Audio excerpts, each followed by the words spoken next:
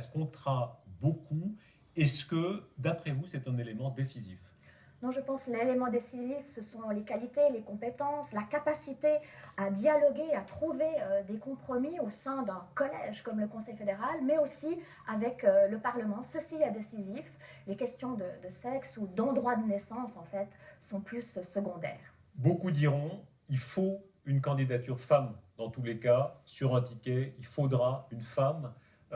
Une femme, ça change quelque chose dans un collège, je veux dire, le fait simplement d'être femme. C'est une expérience de vie différente. Nous avons tous des expériences de vie différentes et par la force des choses, une femme, une mère comme moi, a une expérience de vie différente et apporte cette expérience de vie au sein d'un collège. Vous savez qu'au Conseil fédéral, il y a eu des femmes qui étaient grand-mamans, mais il n'y a jamais eu des femmes qui avaient des enfants en âge de scolarité. Il y a des hommes qui l'ont, je trouve que c'est très bien, comme Alain Berset, mais ce serait aussi une évolution de la société. Oui, vous seriez la première conseillère fédérale maman active, c'est ce que vous Oui. dites? Ouais.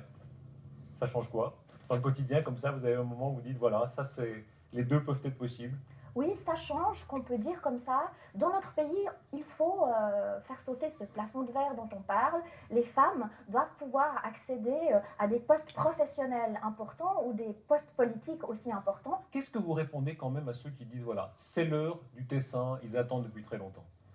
Alors c'est clair qu'il faut qu'il y ait un tournus au sein du Conseil fédéral pour que toutes les régions puissent être représentées, mais finalement aussi toutes les sensibilités.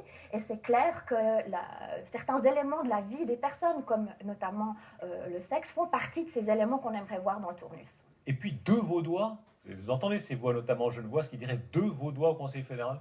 Et alors, s'ils sont compétents, il y a bien eu 2 Zurichois, 2 Bernois, ça n'a pas posé de problème. Vous savez que le canton de Vaud est le 3e plus grand canton de Suisse, donc il serait tout à fait possible d'avoir 2 Vaudois au Conseil fédéral. On vous a classé ouverture à gauche, ouvert le PDC sur des questions comme la famille, les crèches, mais nettement à droite sur l'immigration, sécurité, dans le débat sur la prévoyance. Est-ce que vous dites « je suis une femme de droite » ? Je suis une femme de droite progressiste parce que pour moi, s'engager pour la politique familiale, pour la conciliation de la vie professionnelle et familiale, eh bien ce n'est pas être de gauche, c'est être simplement progressiste, s'adapter en fait à la vie des familles d'aujourd'hui. L'envie d'être conseillère fédérale?